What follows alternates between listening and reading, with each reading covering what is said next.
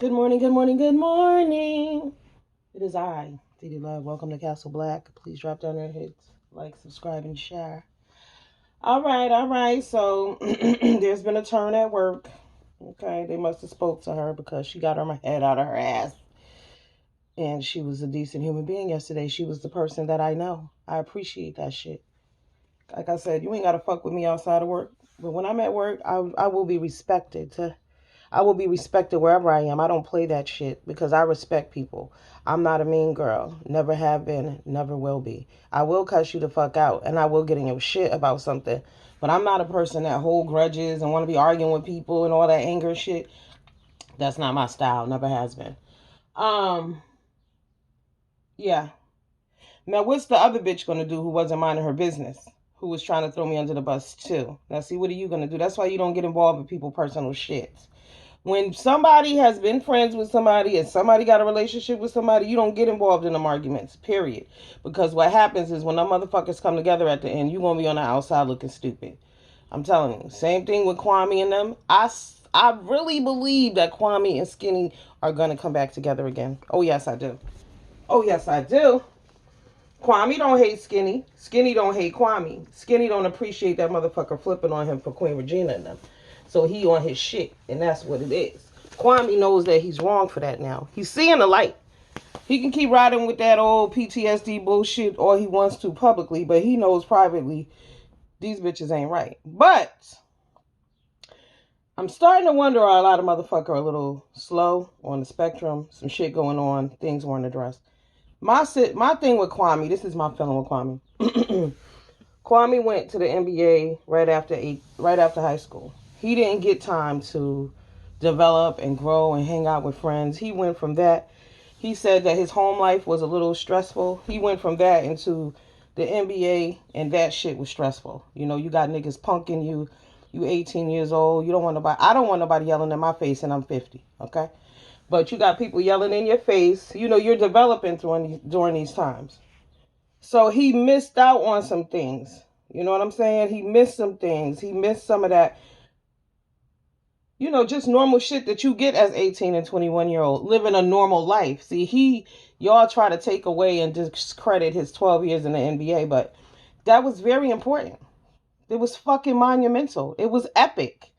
That was an epic time in his life. Do you have any epic moments in your life? Everybody's epic moment is different, but that was epic. I don't care what anybody says. Who wouldn't want to go play in the NBA for 12 years? Like I said, I wouldn't give a fuck if I was getting water and towels. You gonna respect my motherfucking gangster. I was there 12 years doing that shit. That's privilege. That's honor. You're an athlete, and it is to be respected. But he was torn down the whole time. Torn down, torn down, torn down. They were still tearing him down years later. Just think, he just came on here last year and flipped about that Matt Barnes and Steven Jackson shit. And did y'all see that ignorant motherfucker Steven Jackson? Now I know he's slow for show. I don't give a shit what nobody say. But Charleston White read his ass for filth yesterday. I was over here cracking up because Steven Jackson, Mr. Assalamu Alaikum, took his ass to Chicago and checked in on O Block. Now, if y'all don't know what O Block is where King Vaughn and them are from. A lot of y'all praise King Vaughn, but King Vaughn is a serial killer, and it is what it is. Y'all can love him, y'all can love his music, but know who y'all are praising. Y'all know black people swear they ain't no serial killers. I don't know why y'all don't see those Negroes in the hoods that's murdering people daily as serial killers. Drug dealers who murder people, serial killers. Crackheads getting killed, they being killed by serial killers. Prostitutes, those are serial killers. I don't know why y'all don't get it. I really don't. When I was a little girl, one of my friends, she was older than me, but crack had just came out, and she was killed by a serial killer. They found her body in a dumpster.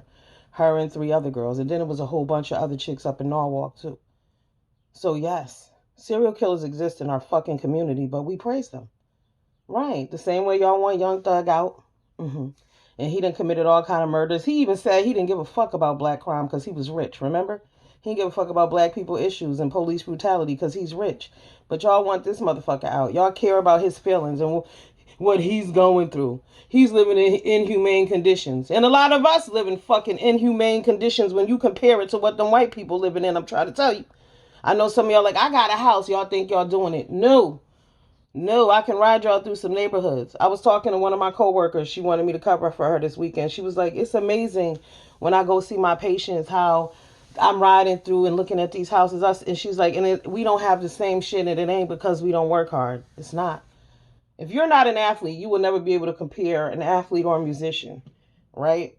Or, some fucking top form of surgeon or some shit. You're not gonna, y'all don't understand what y'all don't have. A lot of y'all don't understand what you don't have because y'all so busy looking down on people who have a little less than you. But y'all need to really get out there and look. Not at athletes, but I'm just talking average white people who work down to the corporate office, what these motherfuckers have versus what you have. And y'all shit on each other and dismiss each other. That's what I'm telling you. 12 years in the NBA is to be respected. It's unfortunate that as black people we shit on everything, and that's what we do. Like, how could you be laughing at that? How? How could we say that ain't shit? But see, he's playing himself now like it ain't shit. He doesn't know his own worth. Kwame doesn't know his worth because Kwame has been beaten down this whole fucking time. He left high school to get beat down at the NBA. He's being beat down in the NBA the whole time he's in there. He gets out. Stephen A. Smith, motherfucker, still calling him a bust and this and that and the other. See, he made it into a joke. I tell y'all to kiss my ass. Fuck y'all niggas. Y'all wish y'all was me. That's why y'all hate. And it's no disrespect to the people who keep saying that shit about him, but y'all might want to take a step back and look at your own lives. What you've done, do you want it dismissed? I don't give a fuck if you work at McDonald's and you've been there 12 years. Do you want it dismissed? No, you put in your time there. Y'all will dismiss 12 years in the NBA, but y'all will highlight and celebrate a motherfucker who did 12 years in the penitentiary. Y'all got to make this kind of shit make sense. You see what I'm saying? Don't think y'all do glamorize and glorify motherfuckers who've been locked up. People who've been in gangs. Niggas like Whack 100. Y'all think he's the shit and he's a fucking clown. Right. He's a messy ass bitch nigga. It's a lot of y'all out here doing beta male shit. Y'all swear y'all alpha males. Y'all got the titles on the wrong motherfuckers. To me, the alpha male is the male who's going, he picking up garbage every day. He's taking care of his family. Right. He ain't out here arguing with niggas. He go to work and he go home and he take care of his kids. That's the alpha male. I don't give a fuck how much money you got. If you out here in a goddamn Gucci purse arguing with niggas over bullshit and killing people and shooting up people's houses and all of this other kind of stupid ass shit, you's a bitch nigga. Period. That's bitch nigga behavior. We place value on cars and money and bullshit. You're arguing with niggas about bullshit, you a bitch nigga. I don't care how much money you have. And you got to look at these niggas. They all immature. I seen y'all on here praising Gilbert Arenas one day, right? Gil is immature too. If you listen to him and his behaviors and watch his mannerisms, the NBA is part of the motherfucking, what they call it? 13. Uh-huh. Y'all don't see that shit? These dudes have money, but a lot of that shit is the prison chain gang too. They slaves. Y'all watch 13 on Netflix? I watched some of it. Y'all gotta watch it. It's very enlightening. A lot of the companies, the Amazons, the Walmarts of the world, yeah, slavery, modern day slavery. NBA, same shit. Right. And I'm telling y'all pissing me off. I can't stress enough that Allen Iverson shit, how Allen Iverson changed the game for the best. This nigga sitting on the court getting his hair cornrowed. If that wasn't some ghetto ass nigga shit, I don't know what is. But then y'all get mad on Black History Month when motherfuckers serve macaroni and cheese and collard greens talking about they being racist. I'm confused.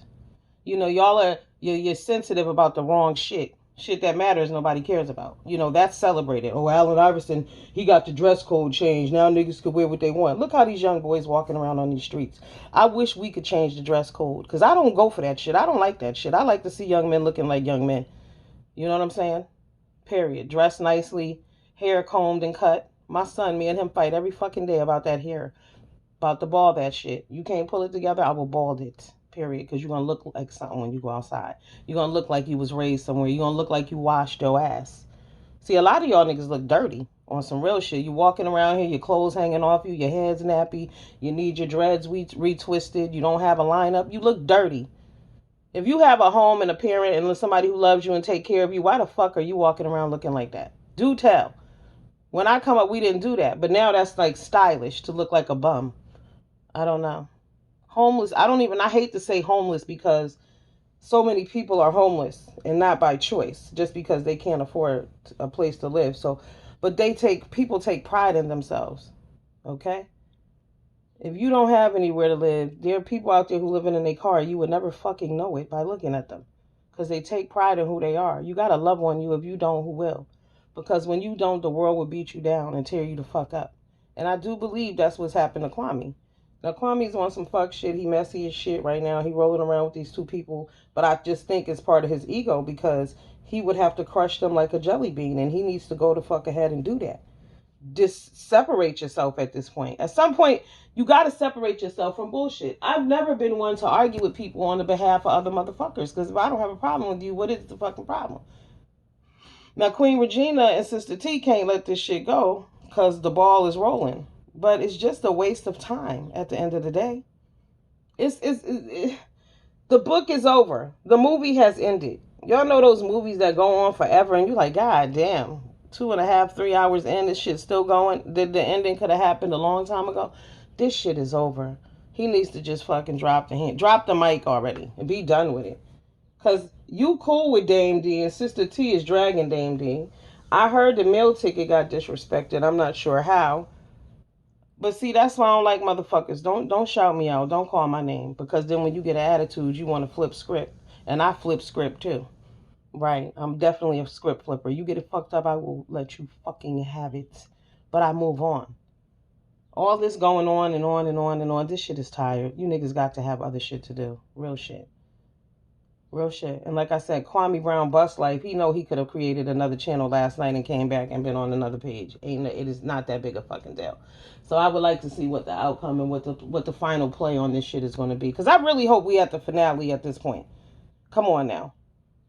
Come on now. And the other fucking problem that I saw last week, I was watching a Sister T video. Sister T thinks she is Kwame Brown. She talk about her and Kwame as a duo, as like Batman and Robin, or you know what I'm saying, Mike Brady and Carol Brady and shit. She got a husband though, but it's weird if you listen to her talk about Kwame, how me and Kwame and I, and like they're a team. And what the fuck are y'all two conquering? You know what I'm saying? You a dick rider and you have a husband that's inappropriate. At the end of the day, you can't be screaming about your husband and you publicly fucking some other nigga on the internet. You can take it how you want, but that's what you're doing. You look crazy. You out here now looking real fucking straight foolish. You got on them Flavor Flav crackhead ass glasses. Yes. Yes. You too old for this shit. You just too old for this shit. Maybe if you was 25 or 27, this shit might be appropriate. But you a grown ass, old ass, established woman. And that's established. I respect your shit. I respect your gangster. Okay? I respect every fucking thing that you got going on. But I don't respect that you were dragging this young man around with this bullshit. Because clearly something's not clicking here with him. His self-esteem is low. I picked that up. I can just tell sometimes by his mannerism and the way he speaks. And there's nothing wrong with that. See, but like I tell y'all all the time, women have done the work. We've done seminars. We worked on ourselves. You niggas think y'all coming out here disrespecting us, and then y'all say we in our feelings when we cuss y'all out about that bullshit. But no, but we've done the work. We love ourselves. We believe in us. It's y'all motherfuckers who got low self-esteem. Look how y'all out here acting like bitches, arguing with each other over what? Nothing. They don't even know. They don't even know. Because somebody talked about Queen Regina's pussy. Somebody who don't know it. Somebody talked about Sister T pussy. He don't know her pussy. Huh? Niggas who know your pussy talk about your pussy too. It's disgusting. They like to remind you that they fucked. I don't even know why that is, but they do. Because niggas are disrespectful like that. So you can't be arguing with some niggas over some shit like that. Real shit. Like I said, I'm still mind blown because somebody came back to my page and wrote a comment. An adult wrote this. Said to me again, if he talked about your mama, what would you do? Not a motherfucking thing. Okay? Nothing. My mother loved me. My mother loved herself. My mother didn't give a fuck about niggas in the street. And my mother was sick. And you know, right, technically, if somebody says something about my mama, I could snatch the fucking breath out of them. But I would never do that. Because those are words. When I was a little kid, my mother was like, I don't know them little motherfuckers. Fuck them kids. You be getting mad about what nobody say. And that's why I'm the woman I am today. Fuck you. Real shit. You talk about my mama, I could talk about your mama, but I don't know your mama. I wouldn't even bother. I wouldn't even stoop that low. My mind I'm higher thinking and higher functioning than that. Some of y'all motherfuckers are slow. It is what it is. Some of y'all have hooked up with other slow bitches and you have downgraded. This is why you have to aim higher. You have to hang around people who have more and know more than you. You know what I'm saying? It's not about finances, but it's people who have actually been out in the world, who has shit happen to them. You have to be relatable. You got to be understanding. But if you're arguing about what somebody said at your mom about your mama and you're not in the fucking kindergarten or preschool, that's a problem. It's a problem. Y'all talking about what he said about somebody said about his mother, but aren't we all mothers? Are we not all mothers out here? And y'all disrespect other people and y'all don't have a problem with other mothers being disrespected? Only Kwame Brown's mother? See, that's the shit I'm talking about. Just like I said when the whole Tommy situation went down. I mean, yeah, fuck Tommy on that sense, but y'all didn't give a fuck about who mama he talked about until he talked about Kwame Brown's mama. When he talked about Kwame Brown's mama, suddenly it's a problem. You know what I'm saying? It has to be across the board. It can't just be for certain people. Like I said, y'all talking about PTSD when y'all cause PTSD. All the nasty negative shit that y'all doing, don't y'all think that would cause someone to have trauma? No? You're not checking yourselves. Y'all are doing the exact same shit that y'all are complaining about. This is why I'm saying motherfuckers need to take a step back. Motherfuckers need to roll solo. Motherfuckers need to get into a new group. Motherfuckers need to take accountability. Motherfuckers need to stop being hypocrites. Motherfucker need to stop watching and putting God out there and blaming God and saying God is blessing mess because God ain't got shit to do with this. This is all y'all and fuck shit. Nigga shits, beta male bullshits. No, I gotta go to work. I'll see y'all later. Deuces.